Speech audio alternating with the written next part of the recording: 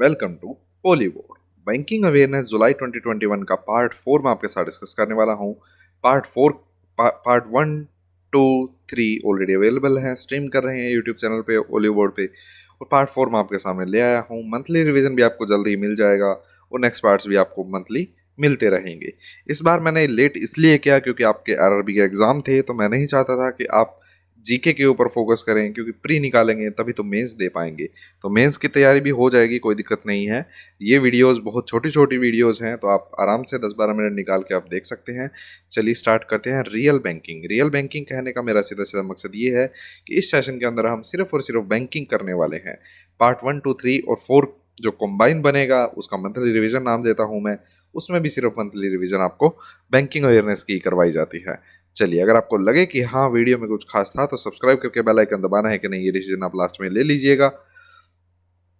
शुरू करते हैं। Indian bank signed an MOU with IIT Guwahati, IIT Guwahati technology incubation centre for financing startup. Startups क्या होते हैं, देखिए हर चीज के बारे में पता होना चाहिए आपको। स्टार्टअप्स क्या, एमओयू क्या होता है, सबसे पहले तो ये देखिए। एमओयू होता है कोई एक एग्रीमेंट साइन जब किया जाता है कि नहीं, दो पार्टीज या दो से ज्यादा पार्टीज के बीच में, तो उसे एमओयू बोलते हैं, memorandum of understanding. Indian bank ने टाई अप किया है आईआईटी गुवाहाटी के साथ, किस चीज़ के लिए, टेक्नोलॉजी इंक्यूबेशन सेंटर के लिए, फॉर फिनेंसिंग, फिनेंस करने के लिए। मतलब अगर किसी को पैसे की ज़रूरत है और जो लेंडर होता है, जो पैसे देता है, वो फिनेंसर होता है, एक तरीके का फिनेंस किया गया है उसके द्वारा। तो फिनेंसिंग स्टार्टअप्स जो नए नए अपना कुछ बिजनेस आइडिया कुछ लेके आते हैं, वो स्टार्ट करना चाहते हैं कुछ, तो उनको फिनेंस करने के लिए banks loan product and springboard शुरू करने के लिए ये टाई अप किया गया है। ये एमओयू जो साइन किया गया है वो अपने आप में एक अलग तरीके का है। जो इंडियन बैंक की जो कमिटमेंट है, इंडियन बैंक जो प्रॉपर इंडियन बैंक की बात की जा रही है, उसकी जो कमिटमेंट है इकोनॉमिक अपलिफ्टमेंट, मतलब इकोनॉमिक उत्थान की, जो एंटरप्रेन्योर्स हैं उनके उत्थान की जो कमिटमेंट है इंडियन बैंक की, उसको थोड़ा सा धकेलने के लिए, एक सहारा देने के लिए ये दोनों के बीच में एमओयू साइन किया गया है। और जो ये अपलिफ्टमेंट की बात की जा रही है वो आसाम और नॉर्थ ईस्ट इंडिया के बीच में के बारे में ये की जा रही है। यहाँ पे स्पेशल फोकस है इंडियन बैंक का। आरबीआई प्लान कर रहा है to introduce central bank digital currency. तो इसके बारे में पूछा जा सकता है कि आरबीआई एक सीबीडीसी नाम के टाइप का कुछ प्रोडक्ट लॉन्च करने की बात कर रहा है जो करेंसी से रिलेटेड है, तो बताइए डी का मतलब क्या है। ऐसे डायरेक्ट क्वेश्चन पूछ सकते हैं आपसे, तो डी का मतलब क्या बनेगा, डिजिटल करेंसी।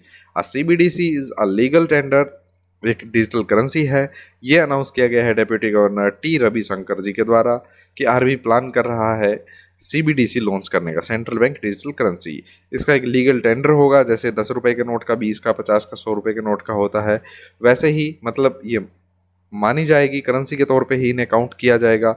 और जो बैलेंस शीट है वहां पे भी ये पैसा दिखेगा, करेंसी सर्कुलेशन के अंदर भी दिखेगी आरबीआई की बैलेंस शीट्स के अंदर। स्टेट बैंक ऑफ इंडिया ने टाई अप किया है पैसालो डिजिटल के साथ। पैसालो डिजिटल क्या है, एक बैंकिंग कोरेस्पोंडेंट है। बैंकिंग कोरेस्पोंडेंट क्या होते हैं, मतलब अलग अलग टाइप के जब आप देखते हैं बैंक मित्र या सीएसपीज बैठे होते हैं, तो वो होते हैं किसी बैंकिंग कोरेस्पोंडेंट के अंदर काम कर, निक के अंडर में काम कर रहे होते हैं। और किसी स्पेशल जो बैंकिंग कोरेस्पोंडेंट होता है उसका डायरेक्ट बैंक के साथ टाई अप होता है, ना कि बैंक हायर करता है सीएसपीज को। ठीक है, तो स्टेट बैंक ऑफ इंडिया ने पैसालो डिजिटल को चुना है as national corporate business correspondent of the bank.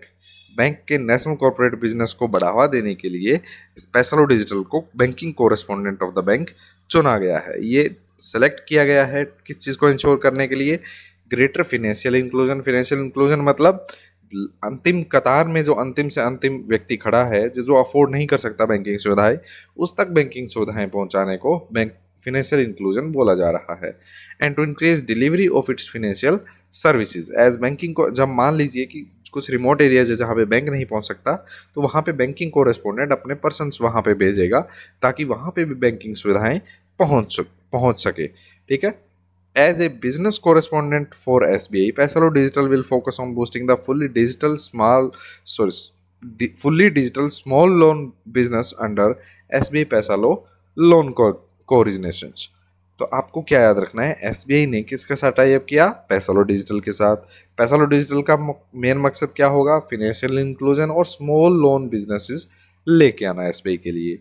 The investment arm of World bank के ग्रुप के जैसे IBDRT, ठीक है, या IMF, तो ये जो सारे हैं वो वर्ल्ड बैंक के, जैसे कि यहाँ पे बात की जा रही है IFC की, तो इन्वेस्टमेंट आर्म है जो IFC वर्ल्ड बैंक ग्रुप की, उसने सैंक्शन किया है $250 मिलियन का लोन, जो कि 1860 करोड़ के आसपास बन रहा है HDFC को। HDFC क्या है? Housing development finance corporation limited. किस चीज़ के लिए दिया है? To enhance inexpensive housing finance in India under themes affordable and green housing. Affordable and green housing theme के अंतर्गत 1858 करोड़ रुपए, या आप बोल सकते हैं $250 मिलियन के पैसे दिए गए हैं IFC के द्वारा HDFC को। तो हेडक्वार्टर कहाँ है IFC का? वॉशिंगटन DC US के अंदर है। SBI ने टॉप किया है पब्लिक सेक्टर बैंक की जो लिस्ट बनाई गई जिन्होंने राइट ऑफ किए हैं अपने लोन्स। राइट ऑफ क्या होता है कि जब कोई लोन के बारे में, जब कोई एक लोन होता है वो सबसे पहले NPA बनता है, उसके बाद वो डाउटफुल कैटेगरी में जाता है, फिर वो लॉस एसेट हो जाता है। फिर भी अगर मान लीजिए वो लॉस एसेट है तो भी उसकी रिकवरी करने की कोशिश जारी रहती है बैंक के द्वारा, ठीक है। तो जब लगता है कि हाँ भाई इससे हमें पैसा नहीं आ सकता, तो जितने में चुकता हो रहा है सौदा लोन, तो उसको ख़त्म कर दिया जाए। तो जब किस राइट ऑफ कर दिया जाता है, मतलब जब उस लोन को ख़त्म कर दिया जाता है बैलेंस शीट से कि हाँ ये पैसा कुछ आएगा, उसे बोलते हैं राइटिंग ऑफ। राइट ऑफ हो जाने से लोन से क्या होता है, क्योंकि बैड लोन के लिए प्रोविज़न ज़्यादा रखने होते हैं। एक मान लीजिए एक ऐसा सिक्योर लोन है, तो उसमें क्या होगा, 100 रुपये का लोन है तो एक रुपया, 2 रुपया, 10 रुपये अलग से रखने पड़ेंगे कि क्या पता ये डिफ़ॉल्ट हो जाए। लेकिन जो डिफ़ॉल्ट हो चुका उसमें प्रोविजनिंग 100% तक चली जाती है। प्रोविजनिंग का मतलब ये है कि इसकी वजह से जो नुकसान हो सकता है उसको पहले ही अलग रख लिया जाए उतना पैसा, ठीक है। तो जो सिक्योर लोन है उसका बहुत कम पैसा अलग रखा जाता है। तो मान लीजिए कि किसी बैंक के पास 100 रुपये हैं, ठीक है, किसी 30 रुपये का लोन अगर डिफ़ॉल्ट हो सकता है, अगर लोन किया ही गया है 30 रुपये का लोन, तो उसके लिए एक ज़्यादा 2 रुपये 3 रुपये अलग रखवा लिए जाएंगे कि क्या पता ये लोन डिफ़ॉल्ट होकर जाए। लेकिन अगर मान लीजिए वो 30 रुपये का लोन डिफ़ॉल्ट कर गया और 100% प्रोविजनिंग का केस है उस लोन के अंतर्गत, तो 30 रुपये के तो दिए ही दिए, वो तो गए ही गए क्योंकि उसने लोन चुकाया नहीं, 30 रुपये अलग और रख लिए गए। तो अब बैंक के पास क्या है, 100 में से 70 रुपये ही लैंड करने के लिए बचे हैं, ठीक है। और जब अगर ये कर देता है राइट ऑफ कि भाई ये लोन मैं मानूंगा ही नहीं, ये खत्म हो गया है मेरा, ठीक है, ये बैड लोन ऐसा लोन है कि इससे मुझे पैसा रिकवर हो ही नहीं सकता, अब क्या हो गया, उसके लिए प्रोविजनिंग रखनी ही नहीं पड़ेगी क्योंकि लोन राइट ऑफ कर दिया गया। अब बैंक दोबारा 100 रुपये दे सकता है मार्केट में, पैसे का पैसा बना सकता है। तो ये समझिए इसका मकसद क्या होता है राइट ऑफ करने का। A loan write-off is a tool used by banks to clean up their bad loans या NPA from their balance sheets। और जितने मान लीजिए बैड लोन या NPA कम होंगे बैलेंस शीट्स के अंदर, उतना उसकी वैल्यू बढ़ती है ब्रांड की।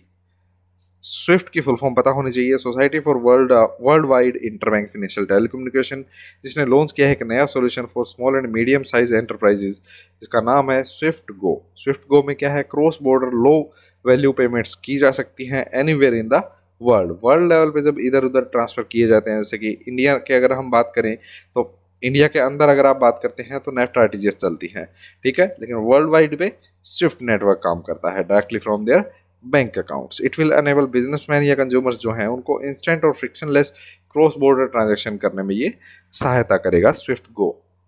नाबार्ड ने सैंक्शन किया है 446 करोड़ रुपए के आसपास का loan to 5 large surface based drinking water projects in Punjab के अंदर 5 surface based drinking water projects है जो कहाँ पर हैं, फिरोजपुर, फाजिल्का, होशियारपुर, रूपनगर डिस्ट्रिक्ट ऑफ पंजाब के अंदर। उसके लिए 446 करोड़ रुपए दिए गए हैं नाबार्ड के द्वारा। किस फंड के अंतर्गत दिए गए हैं, ये दिए गए हैं RIDF, rural infrastructure development fund of NABARD जो है।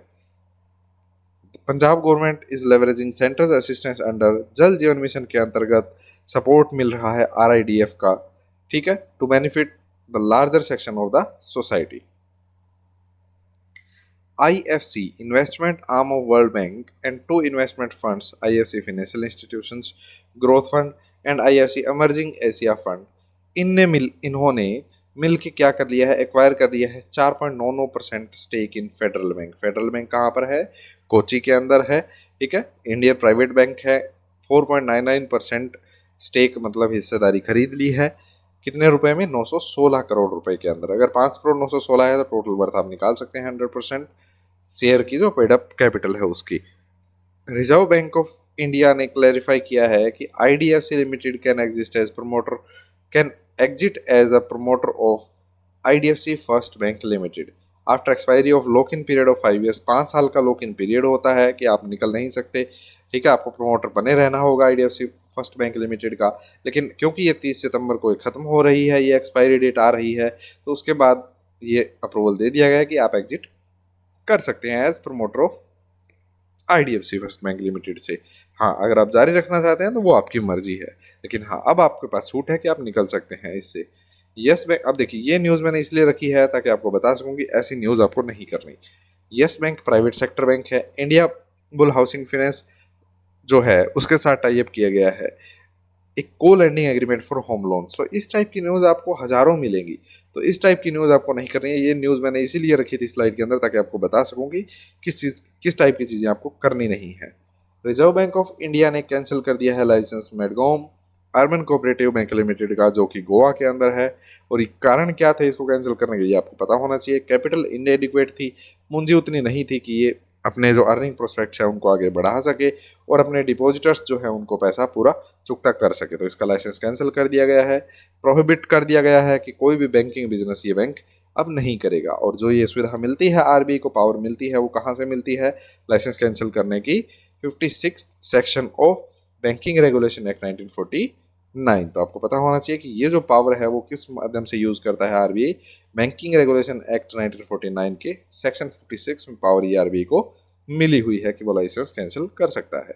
अगर आपको लगता है कि कोई टेलीग्राम ग्रुप ज्वाइन करना चाहिए आपको ताकि प्रिंटेबल पीडीएफ आपको मिलती रही टाइम टू टाइम, तो सर्च कीजिए टेलीग्राम के अंदर Ollywood is the new black, original group को ज्वाइन कर लीजिएगा। टेलीग्राम के अंदर इस नाम से काफ़ी चैनल्स बने हुए हैं।